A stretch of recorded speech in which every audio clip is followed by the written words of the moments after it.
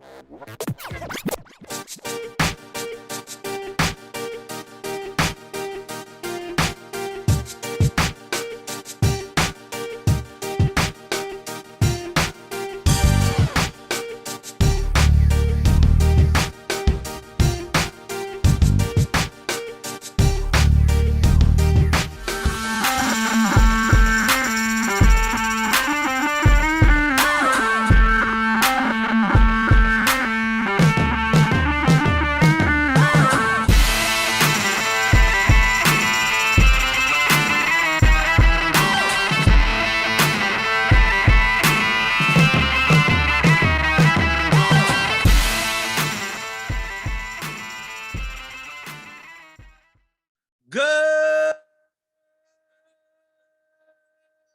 morning, Grinders. Welcome to the DFS pregame show here on RotoGrinders. I'm Jordan Cooper, aka Blenderhead, Blender HD, if you want to follow me there on Twitter. And this is the show where I don't know what we're gonna do. It's What's Up Wednesday.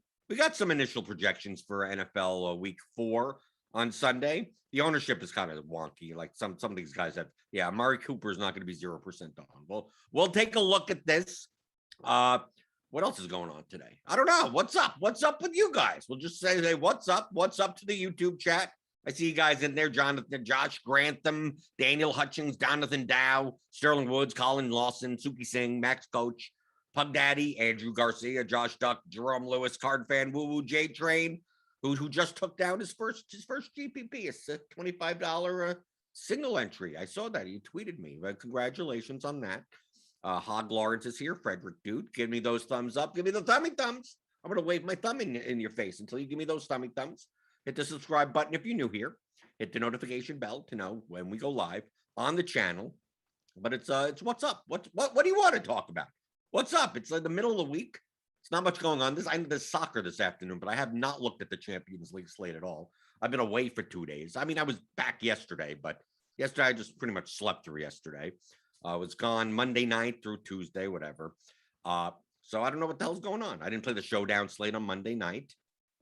Zeke did well, right? I think he did well, but we'll see. So hit those thumbs up buttons to type your questions in the YouTube chat. This show is driven by you. If you want to know anything about the tools here at RotoGrinders, right, like Lineup HQ, how to build lineups better, just general DFS strategy questions, just put it in the YouTube chat.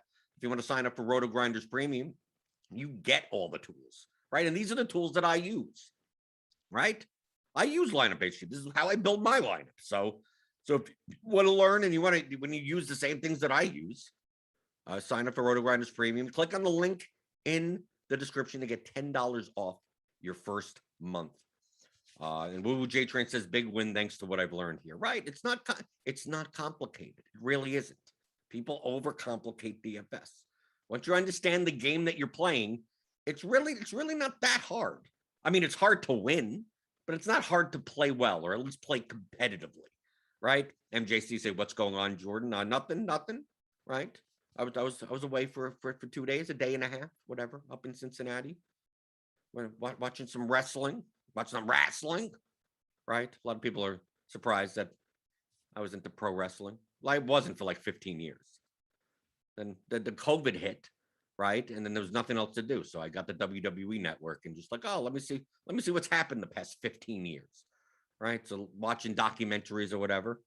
And I got kind of a little bit back into it. Back in the day when I was a teenager or whatever. Yeah, I was heavily into it. But that was the good old days of wrestling. Right, that was the Attitude Era.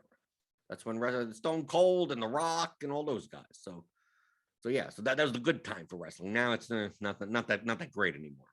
But we're not talking about wrestling, all right? We're talking about DFS. And we got projections. This is our Gridiron Iq projections. Derrick Henry against the Jets. Devontae Adams against the Steelers. I mean, he has like a 40% target share or something. Let's see what else is going here. Let's see. Go by RGV. Cortland Sutton is coming against the Ravens. Are we still going to play Clyde Edwards-Helaire at 5,400? Is that going to be a thing again? It's hard to tell. There's no owners. I mean, Devontae Adams is not going to be 0% owned. I guarantee you, I'm going to play a ton of Devontae Adams if he's 0% owned. But we still have a lot of injury news to like figure out. Is Darrell Henderson going to play? Is Dalvin Cook going to play? I mean, like, what's going on with the Titans wide receivers? What's going on with the AJ Brown? We got a lot of injury. I mean, if we go, can we sort by injury designation? We could do injured here. Okay, here we go. We got all the Qs, all the QQ guys. Dalvin Cook, Juju. Is Juju going to matter? How about Deontay Johnson? Right? What's going on with the Steelers wide receivers?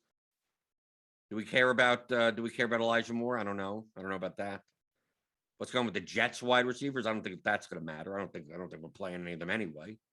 Curtis Samuel, is he going to be back? Is that going to matter? Probably not. Traquan, is that going to? No, probably not going to matter. Eli Mitchell, is he going to be back? Is that going to matter? What's going to matter? Probably Cook, Henderson, and the I was going to call them the Pirates. The Steelers wide receivers are the ones that we need to monitor the most. But who knows what's going to pop up throughout the week, right?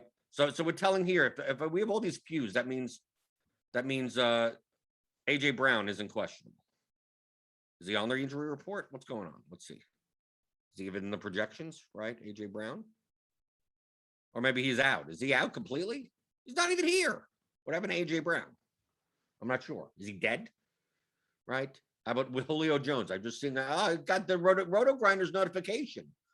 Julio Jones getting treatment on leg. Week 4 status is up in the air.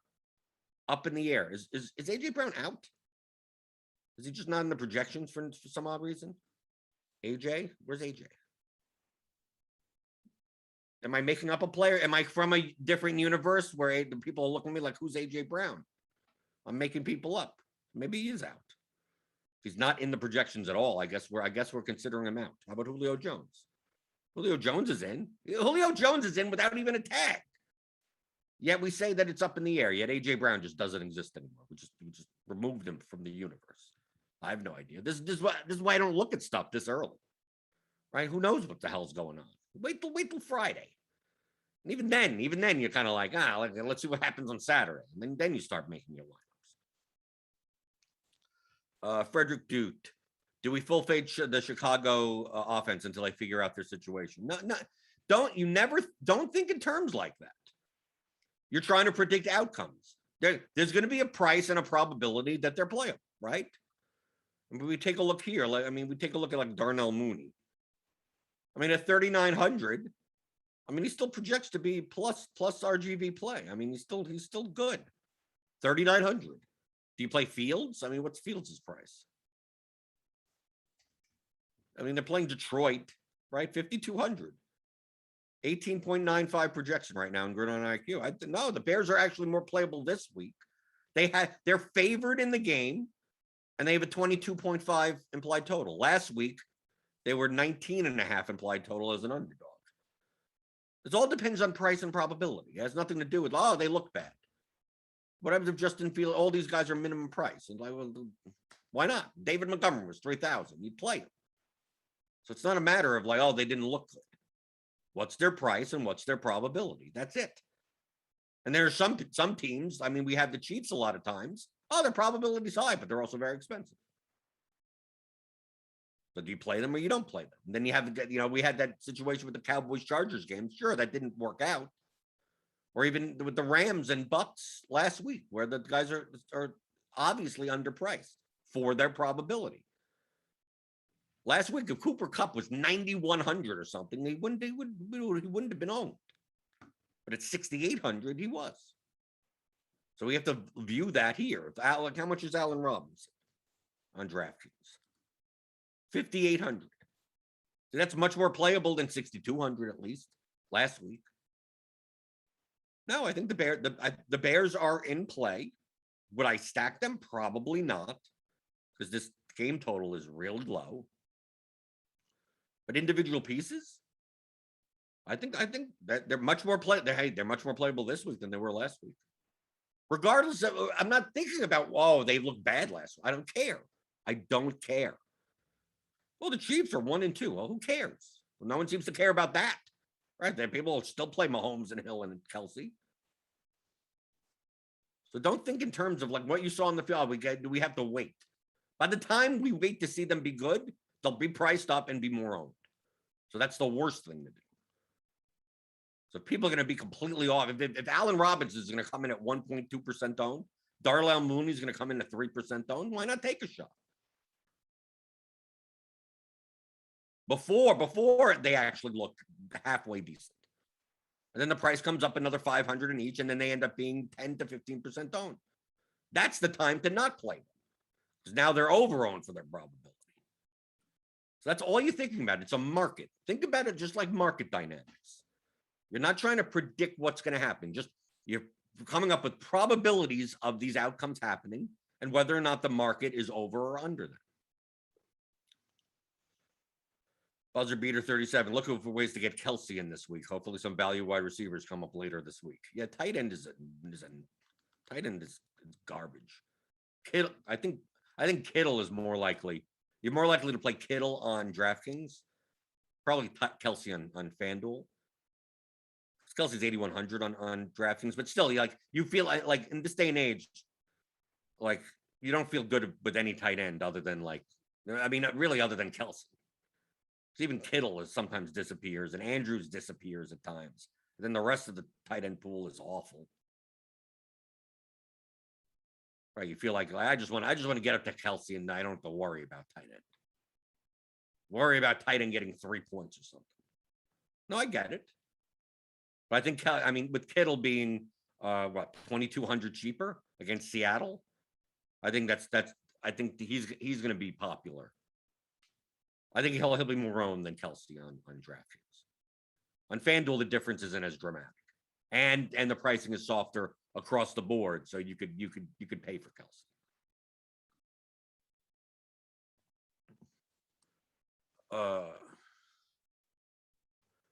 Okay, Steve, the producer knows more than I do. AJ Brown is week to week, 90% out this weekend. Okay, so that's why we don't have him in the projections. It's not. I'm assuming typically when we don't have a player in the projections at all, that means that they're marked out. I just want to make sure that sometimes it's what happened. Oh, we forgot. So that's why I asked.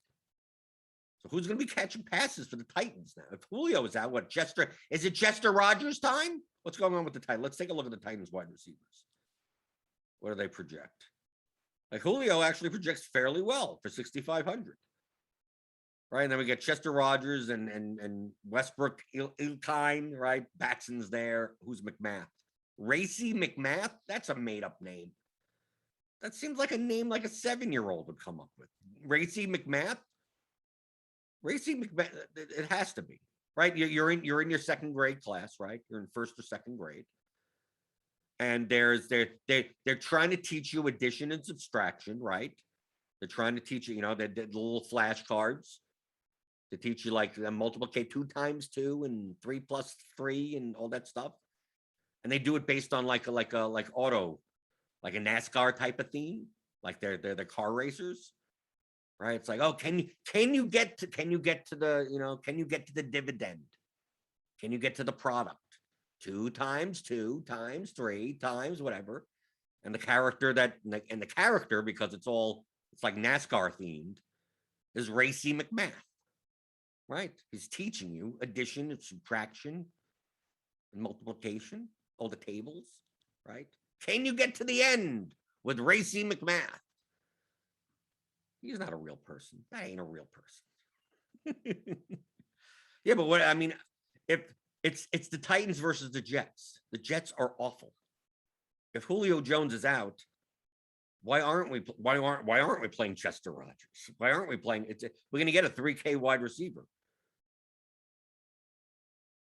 Do I say stack the team? No. Then it's Derrick Henry time probably regardless.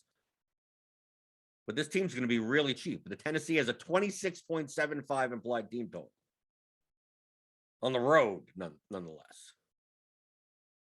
So yeah, I think if Julio's out, here's your value play. Even if Julio's not out, these come up still positive. If you want to play Chester Rogers or Westbrook Ilkine, what's going on with these names? I think they're playable. Look, they come up positively, plus or minus salary adjusted value. Do they have a ceiling? I don't know about that. But as far as cash games for value or something, I don't see why not. Why not? Even if Julio isn't out. I think if Julio's out, yes, then, I mean, passes have to go somewhere.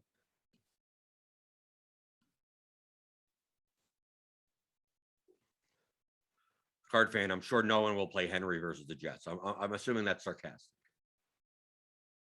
I think Henry is going to be very popular this week. At the running back slot, I mean, it's going to depend obviously on are we going to get Dalvin Cook? Because I think Madison will still be owned. I mean, he's under 7K. I think CEH at 5,400 is still obviously in play against the Eagles. But I think you know, you could, and this week I think you could play Derrick Henry, 8,800 on DraftKings. He's like over 10K on FanDuel, I think. But you got Najee Harris, 6,800 versus the Packers. You got Barkley's around there somewhere, 6,700. Chuba Hubbard, I think people may play him, but I'm not sure if that's the best move, even at 5,900. We've got running backs to play. Mike Davis, 5,100 against Washington. I mean, I'll have him, but I don't know how many other people will. I'm just going to keep on playing Mike Davis until I'm broke. His underlying metrics show that you should be playing him at 5,100. And I'll watch as Cordell Patterson, you know, cucks him somewhere. I don't know. That's why he projects well. I mean, he's like the fifth highest running back in opportunities so far this year. I mean, he's horrible, yeah, but I mean, at running back, you're paying for opportunities. You're not paying for who's good. Who cares about who's good? Running backs don't matter.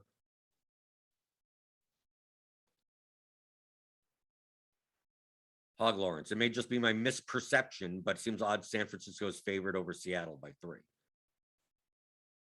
Let's see. Well, San Francisco's home, so that's pretty much an even matchup with the home field advantage. Why not? Seattle's defense sucks, right? I mean, it's shown to have sucked, especially their run defense, and San Francisco runs the ball. I'm not surprised by that. Is that a good game, though? I mean, that game, I mean, it's a high total game. That is a 52 total. I could see so many paths to that game fail. You have two coaches that would rather run, like they naturally would rather run. So if Seattle gets ahead, it's Chris Carson time. San Francisco gets ahead, it's 7 running backs in the backfield time.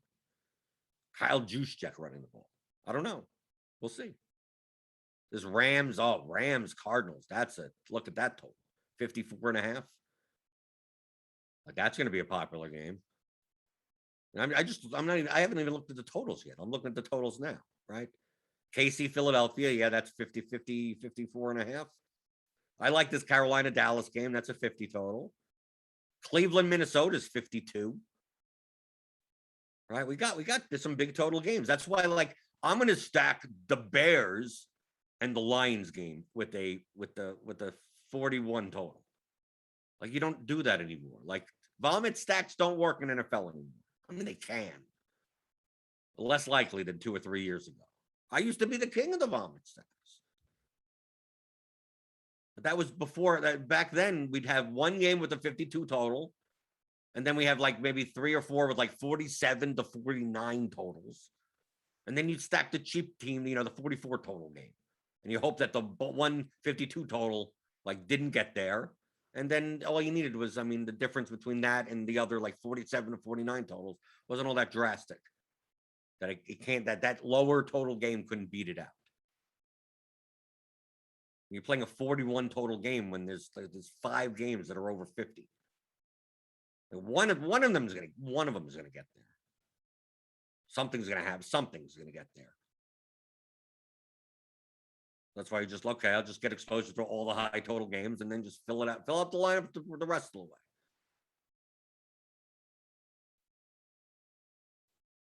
Going through the YouTube chat. Weiss says, I really like the Kirk Cousins Vikings stack against the Browns this week. I guess that wouldn't be that bad. I think it depends on if Madison or Cook is in. That's another game that 2 teams that would rather run the ball. The total's high. But it could be Chubb and Madison or Cook or whoever's in, and the rest of them don't get there. I do like Odell Beckham Jr.'s price on both sides. Right? Let's go to that game. Let's look at the flex. Go to where's Cleveland? Where did Cleveland go? Cleveland, Minnesota. Oh, just okay. They actually project very well. Okay, as of right now in Gridiron IQ, Jefferson and Thielen actually project well. OBJ maybe not so much, but still, for his ceiling, 5,800. No, this isn't that bad at all. I mean, the ownership doesn't matter. The ownership is borked.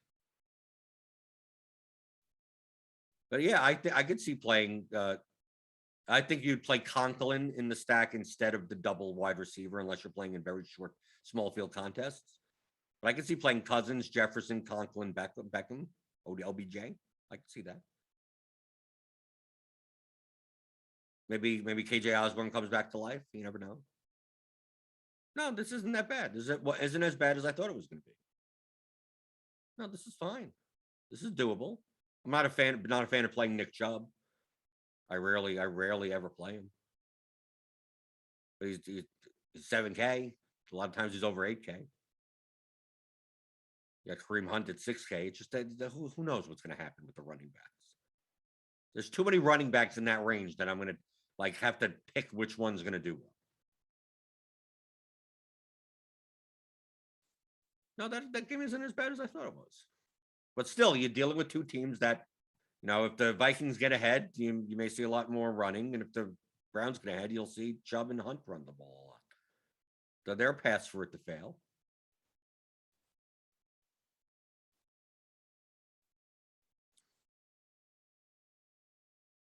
Let's see. Frederick Dude says softer quarterback pricing makes vomit stacks less required too. Well, I don't know. The pricing is about the same as it's been. It's the difference. The difference in quarterback ceilings now are much wider than they were, and the pricing has not reflected that. I guess you're kind of saying the same thing. Like it used to be that we didn't have quarterbacks like a $5,800 quarterback, would still put up like 18 to 20 points, and a top end quarterback would put up 25 to 26 points. I mean, the difference wasn't that dramatic. But now we have guys like Mahomes, Allen, Murray, Jackson, Wilson, Jalen Hurts, and then you also have like Prescott and Rodgers. We got a lot of guys that these guys can put up 30-point games that going down and playing, Matt Ryan for like 16 points or trying to play Jimmy Garoppolo or something, or Teddy Bridgewater. Like 20 points at quarterback really doesn't cut it anymore. There's going to be a quarterback that puts up 35 points nearly every week, and it's most likely going to be one of the top ones. So really, these prices should be like Mahomes should be. If we take a look at just like from a point per dollar perspective, right? Like Fields and Ryan come up point per dollar wise, but their ceilings are much lower than like Mahomes is still nearly the same point per dollar value as a Matt Ryan, right? Not as much, but close enough. They just rather play one of the top level quarterbacks and their teams, and also typically their teams have high totals. Getting away with the vomit quarterbacks and the vomit stacks, it's not for large field. Small field, I guess you could do it. But for large field, there's too many games that put up too many points. You would need all of the high total games to fail. And in the past, when there was one or maybe two of them, you go, okay, one of them could fail. Two of them could fail. 5 of them? That's a tall task. I mean, you could do it, but you need them all. You need all the other high total games to fail.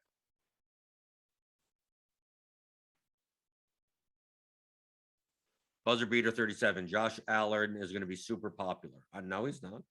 I will have some, but mostly fading that stash. I don't think he's going to be popular at all. He's 8,000 now on DraftKings. He was 7,000 last week. He's not going to. No, he's. Also, you don't care about quarterback ownership. You care about the stack ownership. No, the Bill stack is not going to. The Bill stack is not. I don't see the Bill stack even being in the top 5 in ownership this week. I mean, this is with me just looking at. Remember, I'm literally just looking at the slate right now. Okay. No, I mean, if we take a look at just wide receivers in general, right? Everything is guided by the wide receivers. So you're going to be pairing them up. So you see here, it's like, okay, well, where's the Buffalo guys?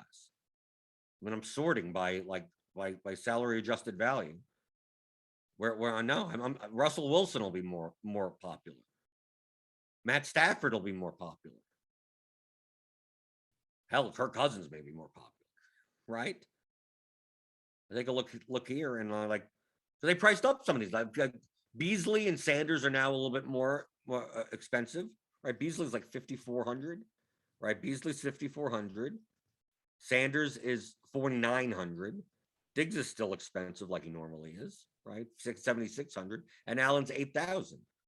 And also, they're playing a game where they're what, a 16 and a half, nearly a 17-point favorites. People are going to look at that and go blowout. I'm going to play it. I play Josh Allen every week. I play Buffalo stacks every week. I've said that before. No matter who they're playing, no matter what the spread is, I will always have Josh Allen double stacks every week. Not in a single, that my only lineup. No, I play when I'm playing a large field, I'm playing 150 lineups. Yes. I will have Buffalo double stacks every week because of their passing value. No matter what their price is, pretty much, right? But I don't think they're going to be. They're not. No. I think Dallas will be more popular. I think even Carolina. I think Darnold, DJ Moore type lineups. I think Mahomes type line. I mean, there's so many other places to go. Kyler Murray, maybe even. The problem with Kyler Murray, it's hard to pair him up with people. I mean, just take a look at the wide receiver projections. Like Buffalo doesn't show up there, and like high as of right now. And you go even by quarterback. You go by RGV. Yeah, he shows up there at the 4th, right? But you still get Mahomes, Prescott, and Hurts above him. Cousins right below him. Lamar Jackson. Yeah, no, I mean, they'll be owned. I'm not saying you're going to get it at 1% owned each. No, of course not. I don't see any of the Buffalo receivers getting more than double-digit ownership, which means Josh Allen's not going to get double-digit ownership. So, no, feel free to play him. Like I said earlier, it's about price and probability. Everyone's going to play them. No, not everyone's going to play them. They did good last week. The same thing with the Bears. Oh, we can't play the Bears. They were horrible. No, they're better. They're better priced in a better matchup this week. If anything, you play them this week. No matter if they sucked last week or not. Who cares what happened last week? Other than injuries, that's all that matters. You act like who cares what happened. Doesn't matter.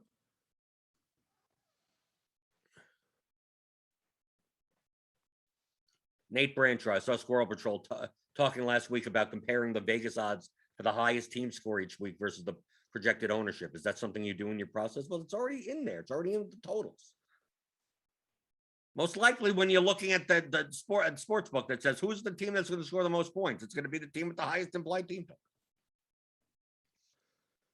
Like probably Buffalo is number 1, but a lot of people may not be playing Buffalo because the pricing and probability of the stack is less.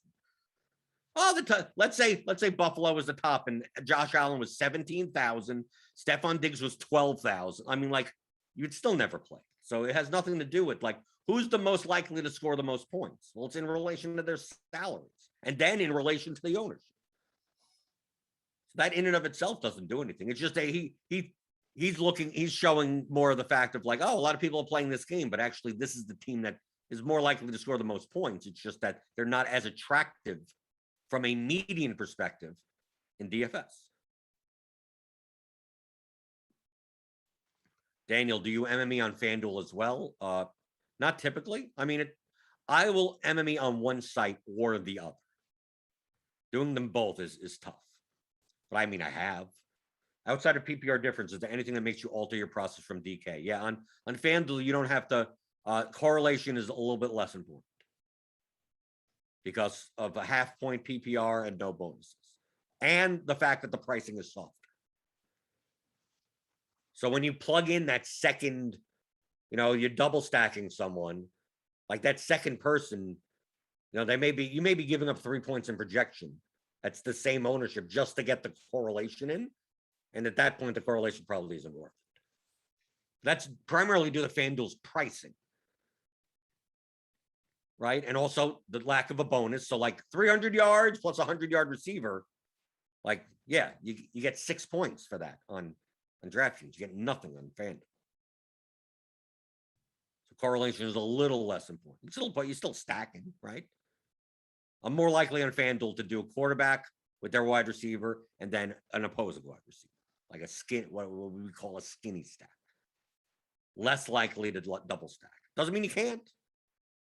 If you could add the second receiver and not be sacrificing much projection and similar ownership, yeah, then do it. But understand that a lot of times on FanDuel, the pricing is so soft on certain players where, oh, do I get this overpriced guy that's correlated, or do I get this guy that should be $1,000 more as a one-off? Right? Like Saquon Barkley and Alexander Madison last week were like way too underpriced on FanDuel in the running back spots. Like it's hard to any lineup you build, once you take one of them out, like you're sacrificing so much projection. Doesn't mean you play them in all of your lineups. Just understand that. Okay, I'm going to take out Madison at 5,200 to be different, and then I'm going to double stack and add a correlation that doesn't give me that sacrifices even more projection. On FanDuel, is much easier to be different and still maintain your projection and drop your ownership. But it also means you're probably going to be playing a lot more chalk in that line. Like it's much easier on FanDuel to like rotate a core of like 6 guys around and then switch out all the other people. Like I said, you have to run the lineups. Run the lineups and see all the stuff that I'm telling you. You could look for you could look exactly yourself by just running the lineups. Right? Put in that configuration 2+1 skinny stack on FanDuel in lineup HQ, and then just run. See what the line with the projected ownership and with the projections of the players, and just run them. So if I run 2+1, I'm getting 100% of this guy. Well, let me take him out. Now what do I get? How many points am I giving up for that? If he's like, I'm giving up a half a point, it's okay. I guess I don't need that guy. I mean, you could still play plenty of that guy, but now okay, by having lineups without this guy in it, I'm not dramatically dropping my projection. And some slates you take that, it's like, damn, I can't make a lineup. All my lineups are like 6 points projected lower. And you go, okay, I guess even though he's popular, I guess he has to be in a lot of my lineups because I'll find a way to get different elsewhere. You do that by running the lineups. You can use an optimizer as research. Not as just, I'm going to build my lineups with it. No, run the lineups. It's going to be much more efficient for you. You're turning all of the players into numbers, as you should, and then running the lineups to see what they look like. And you go, oh, even on FanDuel, right? You go, oh, should I double stack or single stack this guy, this quarterback? I want to play Kirk Cousins double stacks on FanDuel, right? Thielen, Jefferson, whatever. I want to see the difference between, like, let's say you play that game and you want to play it as Cousins and then the run back is OBJ, right? So either Cousins +1 or Cousins +2. So go to FanDuel, lock the guys in, lock Cousins in, lock OBJ in, run a 2+1, run a 3+1, run the top 20 lineups, whatever. You can run 100 lineups and see what the projection, the total projection, and the total ownership is. You go, how much by getting the second guy in, by getting Thielen in also with Jefferson. I mean, we could do that. Like, I mean, we'll do this on DraftKings, for instance, right? I'm gonna go here. I mean, I don't even have to set up a stack because I'm just going to lock people in, right? So let's say I play. Let's build 20 lineups. Let's make sure they're all one unique. Does limit one? Yeah, we're probably going to limit one. The same team, 49.5. Okay, so this is what you do research and go, okay, as of now, obviously the ownership is all screwed up. So we're not even going to go by the ownership because some people have zeros. Okay, so we're going to go to Kirk Cousins. Go Kirk Cousins, right? We'll go to flex. We'll just target that game. Since where is it? Minnesota, Cleveland. Okay, so we're gonna go. I mean, it's gonna be obvious on DraftKings more than anything, right? Justin, Thielen, OBJ. Okay, so we're gonna do it this way. I'm gonna build 20 lineups to see what they look like based on our current projections. Right, so you go down at running back. Right, so we got 147.89, 147.89, 147.62. So you're around the 147 range, right? If you play the double stack. So let's take off Thielen and now run it just with the single stack. Okay, we're at 149.8. So you're pretty much giving up around 2 points in projection if you double stack rather than single stack. Now, we don't have the exact ownership here because you see what the difference in the ownership. If it turns out that double stacking, you lose enough ownership to make up those 2 points, then maybe it's fine. I mean, 2 points isn't that big to begin with. But now you know that you need to try to basically make up those 2 points elsewhere, either in ownership or in player projection in the rest of your line. But you do that. I mean, look, why bother asking? You could literally do it yourself. Now you could do the math in your head. That'll take much longer than just using a tool that does it for you. Let me add up all the people. Let me try to make a lineup. No, dude, it took me less than a minute to do. I'm giving up 2 points in projection by doing so. As of right now, obviously, based on our projections at Wednesday morning. And you could do that for multiple teams. You go, okay, what happens if I do Jefferson and I also do Conklin? Right, so I play the tight end as part of the stack. Okay, so we're gonna go. Let's see Conklin. So lock in Conklin, run 20 lineups, whatever, 5 lineups, whatever. It doesn't matter. Okay, 147. Actually, I give up more by locking up the tight end position. Right, so this is the single stack. 149.8. Here's the double, 147.89. And here's the one with Conklin, 147.1. So actually, I give up more points, projected points, by playing Conklin than any of the other ones. So that's interesting with the cheap tight end. So actually, the Thielen Jefferson one, from a projection standpoint, is better than the Conklin one. Using just those players together. Obviously, you have to put other guys in your line. But it's not dramatically so. Even the Conklin one is 147, right? 147 versus 149.8 versus 147.89. Right? Even 147 to make up 2 to 3 points. Not horrible, not bad. Right? If we saw the Conklin lineup was 142, you'd be like, okay, that's a lot to give up to be able to make up in the other spots. For that one, for what, just to play a punt tight end that's tied in. So you're less likely to play. Doesn't mean you can't. Playing 150 lineups, you can still have 2 lineups that look like this. You could. But this is how you would do research. To me, this is research. This is going through and looking at target share data and snaps and defensive stuff and what it's already in the projection. So why am I going through all that? This is the research that I'm doing. How can I build lineups that go together and be plus EV? Based on the number, we've already given them the number. All the football stuff is already in the numbers.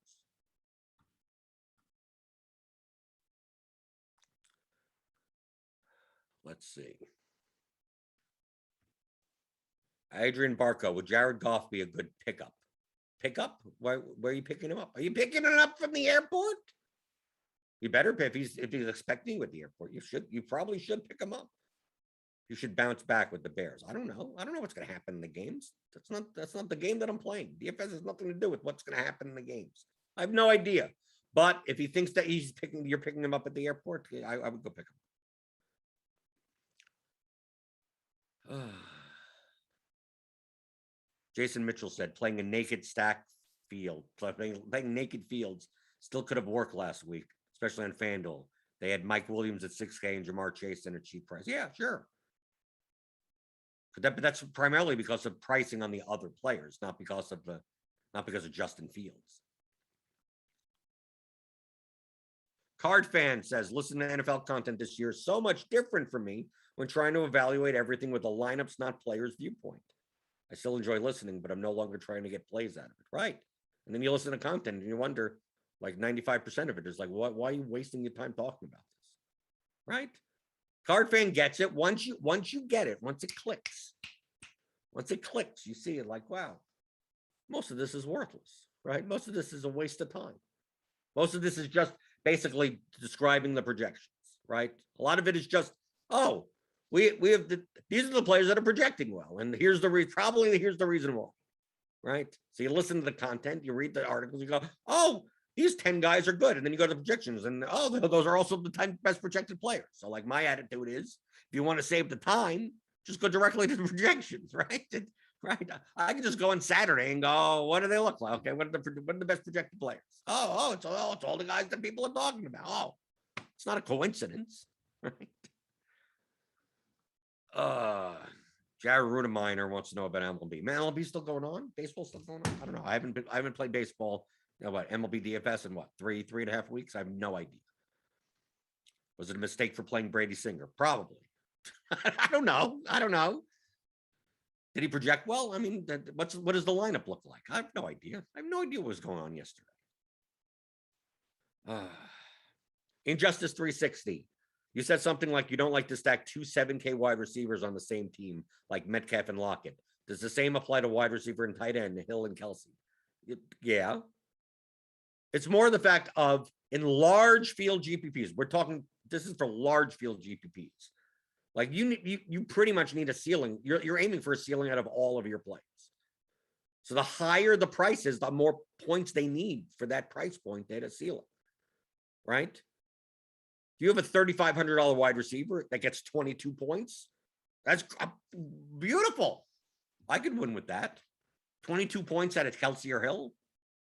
Probably there's going to be other 7K, 8K wide receivers that could match him. So I need a lot more. So I need Hill to have a 100-yard game, but I also need Kelsey to have a 100-yard game at their prices. I don't need a 100-yard game out of a $3,500 receiver. So that's why Lockett, Metcalf, Hill, Kelsey, like 2 7K plus wide receivers or receivers in general from the same team in large field GPPs, like they both need to get there. Which means the Chiefs need to put up like 42 points, which could happen. Sure, yes, it can happen. That's less likely to happen. So I'm less likely to play those combinations. Very expensive.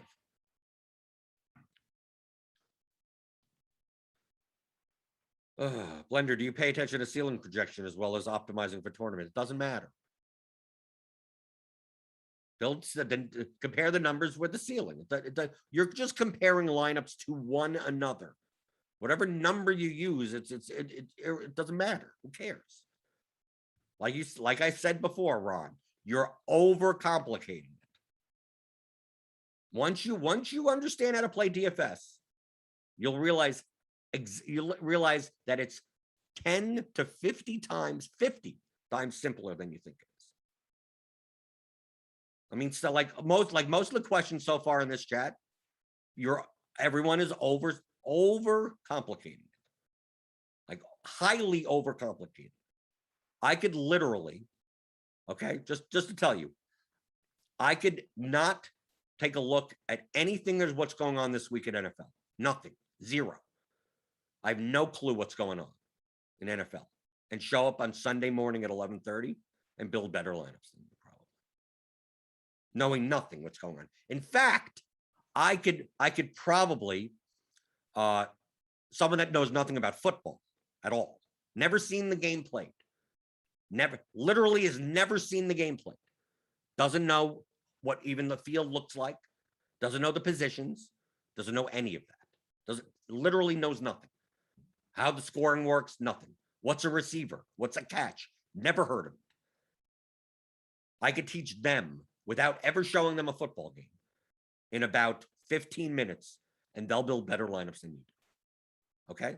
That's how simple it is. Doesn't mean it's easy to win. But that's how simple it is. So you're looking through all this stuff. You're the ones overcomplicating. Look at what I just did with the Kirk Cousins and Justin and Jefferson Field. All I'm doing is looking at how do the combinations of numbers come together. Obviously, the ownership is all screwed up. But these aren't the accurate. We have some people at 0. It's not going to work out this way. But if you just went in on Sunday and say, I want to play lineups that have a higher number of this and a lower number of that as much as possible, and give me whatever lineups are in that, whatever. There you go. You're done. That conceptually is a blunt way of doing it. It's not the perfect way of doing it. I want the highest projection for the lowest ownership. And I don't care what the hell combination of players I want. Right? Can I get the highest of that number while it's still being the lowest of that number? Right? So you compare these lineups, like even these, like, let's say you're forced to play 5 Kirk Cousins lineups out of these bunch that we have, right? So I'm gonna save this, right? Like this 147.89 lineup matches one of these lineups also. 147.89, right? Somewhere down here. They would be equal to one another as long as the ownership was the same. So if you show up on Sunday and just do that, you'll probably make better lineups than what you did. You spend 30 hours during the week poring over stats or what, I don't know what you're looking at. Probably. Because that's all you're doing in DFS. How do I get more points than my opponents? By playing players that you gain more points from them than the field does. So I want the highest projection for the lowest ownership. That's it. That's the game of DFS in the simplest terms.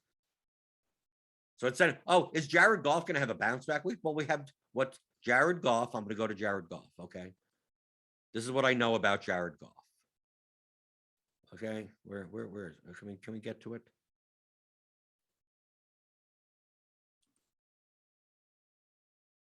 Why are we stuck? Why are we stuck on flex? What's going on here? What am I doing wrong? Oh, I have the content. Okay, there you go. We go to Jared Goff. Let's go to Jared Goff. Okay, where is he? Where's Jared Goff? Okay, Jared Goff is 17.16 projection at 1.8% down. That's it. That's all I know. That I don't need to know anything else other than Jared Goff. And in fact, the quarterbacks don't even matter that much. The receivers do. So let's say I wanted to make Jared Goff stacks. Let's go to Detroit. Let's say I want to make okay, so I'm going to play TJ Hawkinson, right? I'm going to play just TJ. I'm going to do a single stack, right? Not even a run back. Who cares? Let's just make Jared Goff lineups, right? Jared Goff lineups, right? What is the best Jared Goff? I could just click right here in the optimize section, right? 147.74. That's 63% ownership, even though the ownership, like I said, that number would matter if obviously we didn't have zeros for Adams and Cooper, right? Those types of guys. So that's it. So to me, all that matters is this number and this number and these players and whatever. That's it. Why do I have to look at Jared? I don't care about who Jared Goff is. I don't have to care who TJ Hawkinson is. I don't have to care who the Lions are. I don't have to care about any of that. It's already in the numbers. I'm just building lineups and go, can I get this number as high as possible? And can I get that low number as low as possible in comparison to other lineups in the contest? That's it. And you're done. You're done. That's DFS. In a nutshell, that is DFS. Now, what number, how much projection are you willing to sacrifice for what ownership? Depends on the field size of the contest, the strength of the field.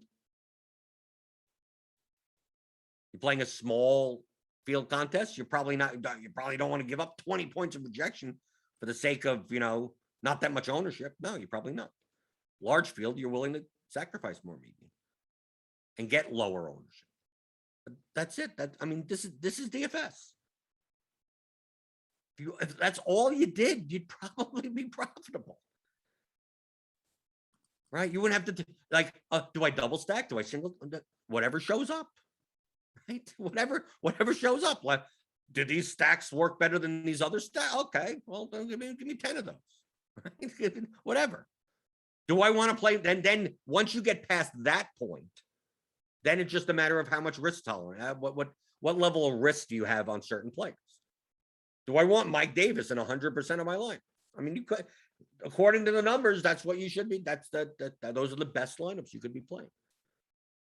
If you're not willing to put in all your chickens into one basket, be like, okay, I'll play Mike Davis in 20% of my lineups. And then now, what do the other 80% look like? Can I get to a different running back without sacrificing as much projection? And if you can, then feel free to play 20% of the other running back. Like, now it's just a matter of diversification. You could find 50,000 lineups that are about equal to each other that you could play, that you could look at 50,000 lineups that if you showed me all 50,000, I would say, close your eyes and pick one. They're all going to equal the same about the same expected value. 50,000 lineups that are, to me, all equal. Don't even tell me who's in the lineups. But based on the math, they're all going to be about as profitable as one another. But I'm only playing 20 of them. Which 20 should I play? It's like whichever 20 you want to play. They're mathematically equal to each other. Which 20 do you want to play? And pick any 20 you want. And since they're all equal to each other, maybe to lower your variance for risk tolerance sake, you're not playing 20 of the Kyler Murray lineups. You're playing 3 of that and 3 of this and 4 of that. But mathematically, you could pick any 20 and they'd all be the same. So just which ones you pick at that point is just a matter of your personal risk tolerance on do you want to be all in on this guy or that guy? But in the end case, you could randomly select 20. You could randomly select 150.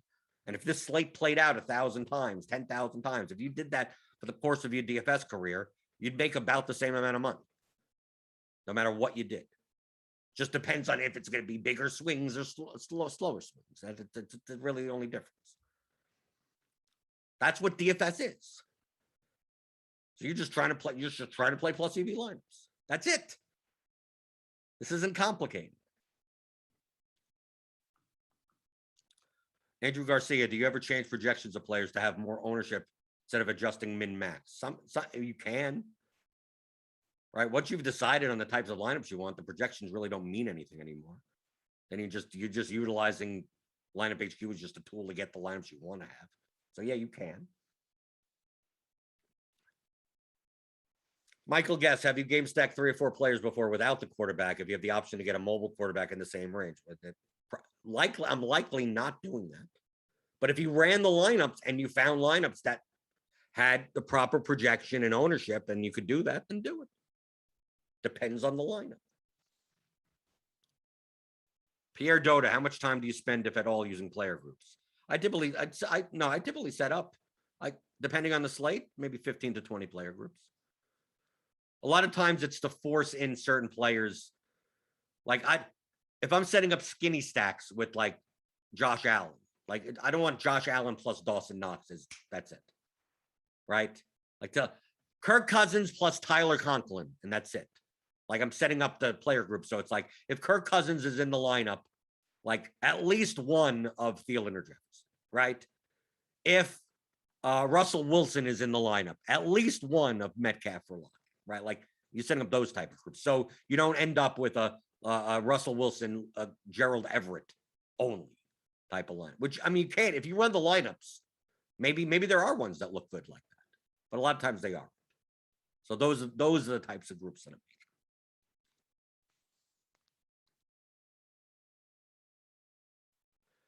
MJC, so just correlate the lineups and don't worry about anything else besides ownership and projections. I assume not spreading ourselves too thin when creating 10 to 20 lineups is plus EV. Yes, exactly. Bill Thomas says, why did you pick Goff? I thought it was lineups, not play. I was explaining to the other guy. I wasn't picking Goff. Someone was asking, should you play Goff? So I was showing him. What do you do on single entry? The same exact thing. Alex Levin. Well, okay, that's good for no. That you're building one lineup. So what lineup is the best lineup to play? How much ownership and projection do you want? to win the contest that you're playing. Because single entry doesn't mean there are single entry contests in NFL. There are 12,000 entries. That's not a small field contest. Also understand that in single entry, the ownership will be different, right?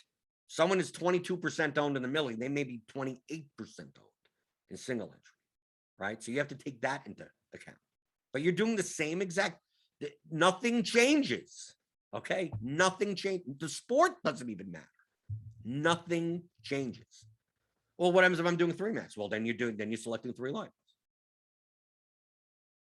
For the contest that you're playing, there may be an NFL 10,000 lineups that are about equal to each other. Okay? 10,000. Pick 3 of them. Pick one of them. Well, which one do I pick? Doesn't matter. They're all mathematically about equal. Doesn't matter. And they're 8v8s. I mean, we're not talking about, oh, they're equal and they're like, oh, it's a 1v1. No, they could be half the lineup could be different. And the lineup would be equal to one another. One lineup could be really chalky and have the same expected value, but not win first that often, right? But come in like 20th a lot of times.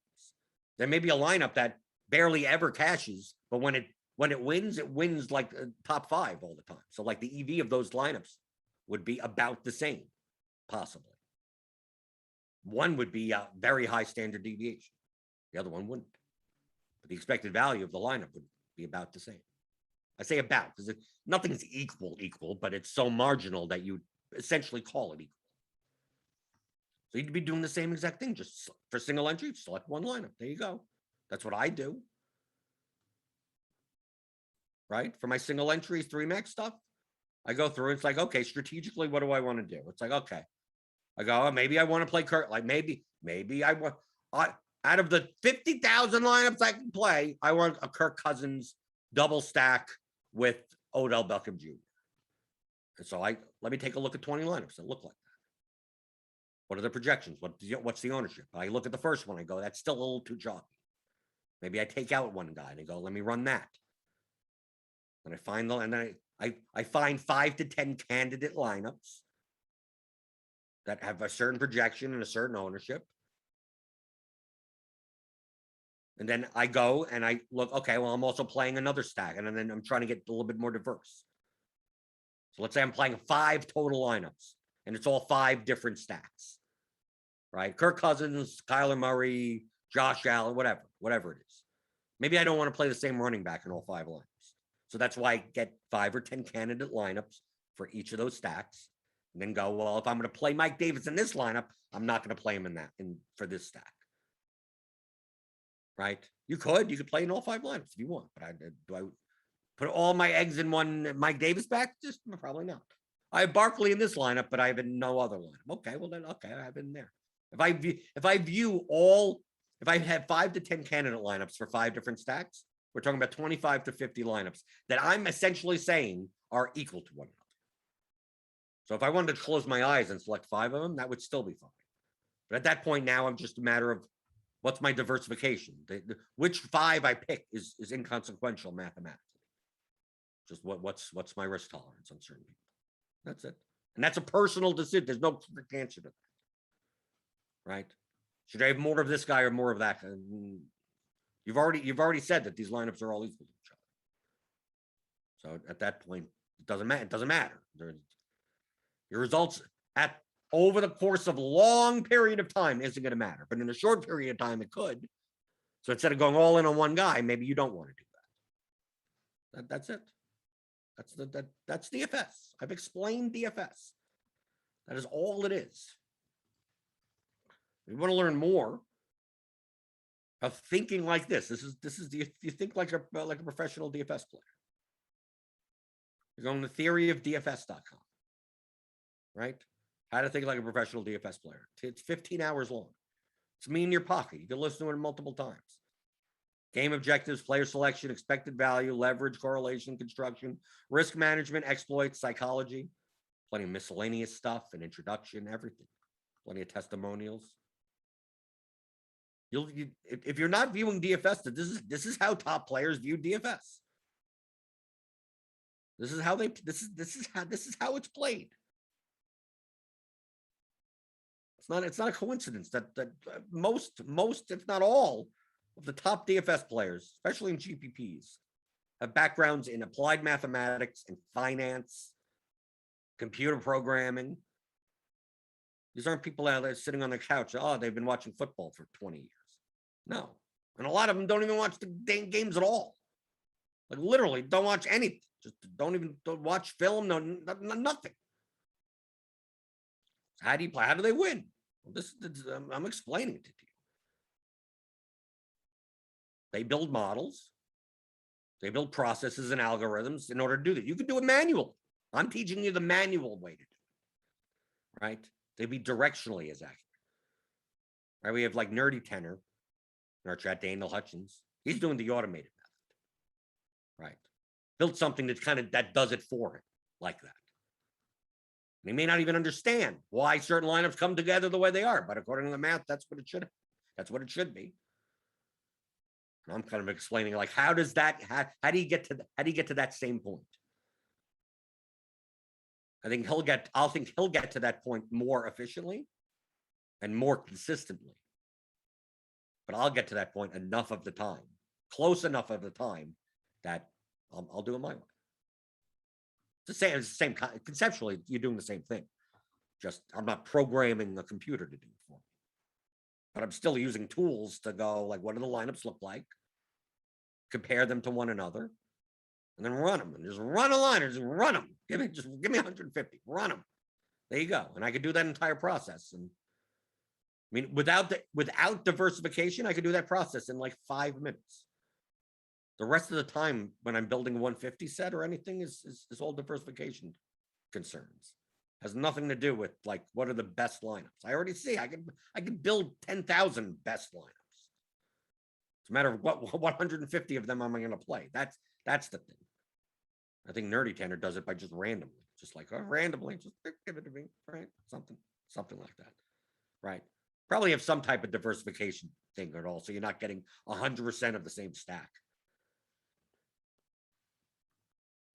Okay, let's see any questions before we get out of here. Frederick Duke, get Blender's book. Course. It's really a course. I've listened to it 4 times and learned more each time. Yes, that's how I learned how to play poker. Right? I read books like Theory of Poker, right? The 2+2 books and stuff like that. I'd read the whole thing and then play. Then a month later, read it again and then play. Right? You can't implement like 8,000 concepts at once every time you play. Just go, okay, I remember getting into that situation, and then you get better and better and better.